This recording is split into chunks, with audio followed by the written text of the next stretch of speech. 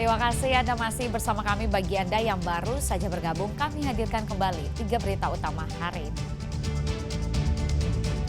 Sudah diizinkan pemerintah pusat, tetapi mural animasi One Piece di Sragen malah diminta dihapus aparat keamanan. Lomba adu cepat pacuban di Sungai Banjaran Banyumas ramai dukungan supporter dan penonton. Program cek kesehatan gratis untuk pelajar digelar di berbagai daerah di Jawa Tengah.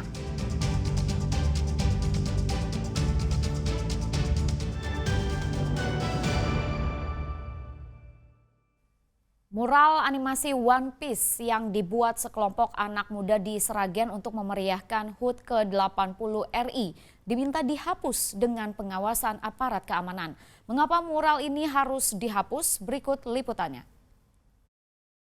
Dicat semua.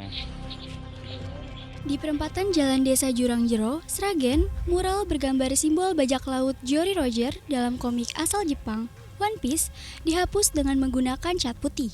Bukan hanya itu, proses penghapusan diawasi aparat keamanan. Tak hanya di Desa Jurangjero, penghapusan mural One Piece juga dilakukan di Desa Plosok Kerep. Mural dibuat Sabtu malam oleh para pemuda dari Karang Taruna Desa, usai membuat hiasan Hari Kemerdekaan. Penghapusan mural ini membuat kecewa para pemuda. Ya nggak melarang lah. Di sini saya bebas untuk berkreasi. Ada berapa tempat Pak Ranto? Ada 2 tempat di sini sama situ. Jadi ada kecewa lah. Oh itu untuk istilahnya apa ya? Ingin ikut memeriahkan lah untuk hari 17-an ini.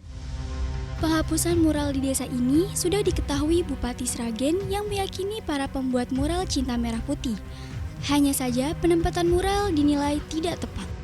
Menurut saya mereka tetap bagian dari Republik. Orang-orang yang cinta pada Republik, ekspresi untuk memberi masukan ke pemerintah dengan cara mereka. Mestinya diekspresikan di tempat-tempat yang tidak mengganggu ketertiban. Kan ada area-area yang memang itu bukan tempatnya. Mural One Piece diambil dari anime Jepang.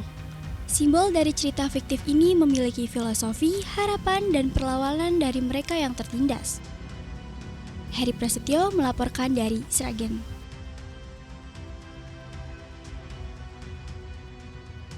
Kalau di Sragen diminta dihapus, berbeda halnya dengan di Kota Solo. Munculnya mural dan pemasangan bendera ini ditanggapi santai Wali Kota Solo Respati Ardi. Beberapa mural One Piece masih terlihat di beberapa tempat di Solo. Saat ini sebelah di land. RT. Senin siang, mural Jolly Roger, bendera bajak laut dari manga Jepang One Piece masih terlihat di Jalan Kampung Losari, Kecamatan Pasar Kliwon, Solo. Mural dibuat anak muda desa pada Minggu malam untuk meramaikan peringatan Hari Kemerdekaan 17 Agustus. Mural One Piece ini dianggap sebagai kreativitas kaum muda desa. Anak-anak di sini. Cuma saya kurang tahu itu gambar apa, saya kurang tahu. Yang jelas kemarin kan minta mau kerja bakti, malam-malam itu kerja bakti, bikin lukisan itu loh sama. Lukisan apa tahu nggak Pak? Enggak maksudnya saya juga enggak tahu itu maksudnya. Hal yang senada diungkapkan Wali Kota Solo yang menilai mural ini sebagai bentuk kreasi warga yang tidak perlu dipermasalahkan. Mau artis, mau tokoh Sudiro Prajan, tokoh Gilingan, tokoh Semar, keren, bagus. Kalau anggapan dari DPR bahwa yang memasang lagi itu merupakan masuk ke provokasi? Apa tidak? Ya tinggal pandangnya aja. Kalau kami itu intinya One Piece, Ramayana, tokoh pewayangan itu saya kira sama dengan cerita-ceritanya dan lain-lain. Tetapi, Wali Kota mengingatkan yang terpenting adalah tetap mengibarkan bendera merah putih di semua tempat. Hal ini sebagai ucapan syukur dan menghormati arti kemerdekaan ke-80 Republik Indonesia. Heri Prasetyo melaporkan dari Solo.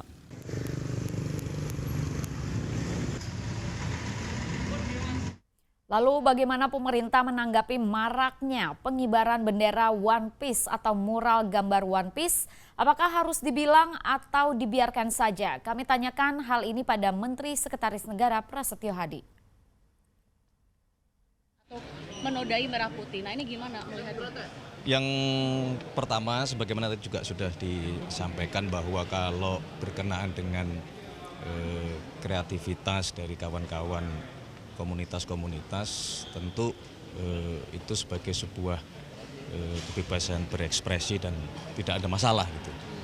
Yang jadi masalah itu kan adalah memanfaatkan kreativitas tersebut ya, untuk menghimbau ya, supaya mengibarkan bendera-bendera selain bendera merah putih. Kan itu yang tidak benar gitu. Penindakan itu yang tadi saya jelaskan berkali-kali. Kalau ada pihak-pihak yang ya, menggeser makna dari ekspresi itu.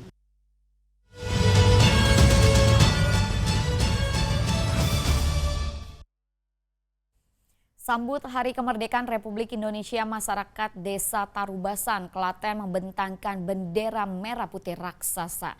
Lokasi pembentangan bendera lalu menjadi spot untuk swafoto warga. Warga dan perangkat Desa Tarubasan, Kecamatan Anom, Klaten sangat kompak. Mereka bersama-sama membentangkan bendera merah putih sepanjang 800 meter di jalan desa menuju ke kantor desa. Di balik itu semua ada jerih payah, sebab proses menjahit bendera membutuhkan waktu selama 1 pekan dan pemasangannya selama 15 hari atau setengah bulan. Pembentangan bendera merah putih raksasa ada tujuannya, menyemarakan HUT ke-80 kemerdekaan Republik Indonesia sekaligus untuk menumbuhkan rasa nasionalisme. Dengan memperingati Hari Kemerdekaan Republik Indonesia yang ke-80, Desa Tarubasan ini bendera sepanjang kurang lebih 800 meter kiri kanan di poros desa menuju kantor kepala desa, kantor desa dengan hati yang sangat dalam atas perjuangan para pahlawan. Artinya saya punya hati kerentek untuk mengibarkan bendera merah putih sepanjang 800 meter. Menghormati ya Pak? Iya. Lokasi pemasangan bendera raksasa pun jadi pusat perhatian. Tak heran jika tempat ini menjadi lokasi swafoto. Unik ya, ini tuh pertama kali kan di Desa Tarubasan ada pemasangan bendera sepanjang ini. Jadi pertama kali kesannya itu unik sekali, terus berkesan juga untuk kita warga Desa Tarubasan ya, menjadi objek foto-foto bisa gitu, sekaligus untuk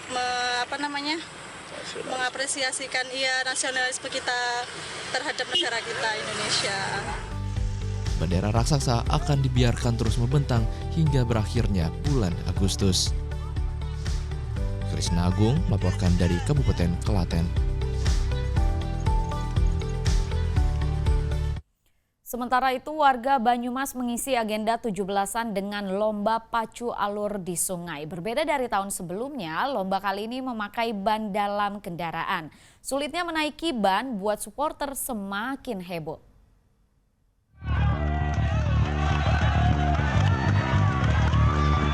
Baru mulai langsung ramai. Inilah lomba adu cepat pacu jalur di aliran Sungai Banjaran, Kedung Wulu, Banyumas. Jika biasanya menggunakan perahu, pada lomba kali ini diganti pakai ban kendaraan. Tantangannya semakin sulit karena peserta harus melawan arus sungai untuk mencapai garis finish. Nah, ada yang bermain taktik juga nih. Peserta tukar posisi di tengah perlombaan.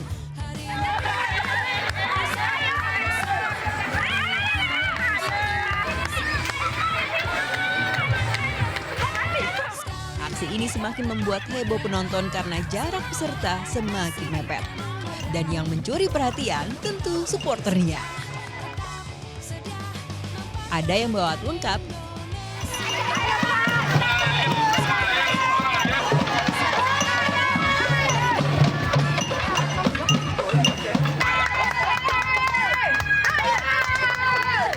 hingga sorak-sorai di tepi sungai.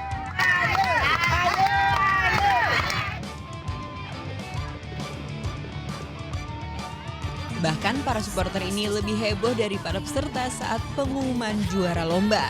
Lihat saja tuh. Namun wajar karena pesertanya sudah kelelahan usai mengerahkan tenaganya agar finish tercepat dalam jarak 100 meter. Ya lumayan capek mas. Iya. Ini timnya berapa orang? Ini 2 orang. 2 orang. Mungkin beda usia ya. Beliaunya usia masih muda dan saya tahu lah usianya. Tapi menang aja ya. Alhamdulillah. Lomba ini memang jadi ajang tahunan yang digelar oleh warga di sekitar aliran Sungai Banjaran. Mereka berbagi tugas, yang terpenting tujuannya untuk melestarikan dan menjaga tempat tinggal mereka. Kami panitianya bergiliran, dari RT 1 sampai RT 7 bergiliran, selalu ada lomba dayung. Karena apa? Karena kita mempunyai Sungai Banjaran yang harus dilestarikan dan harus bersih sungai kita. Ada 4 tim yang jadi juara dalam lomba kali ini. Mereka mendapatkan hadiah uang tunai dari panitia lomba. Mardianto, melaporkan dari Banyumas.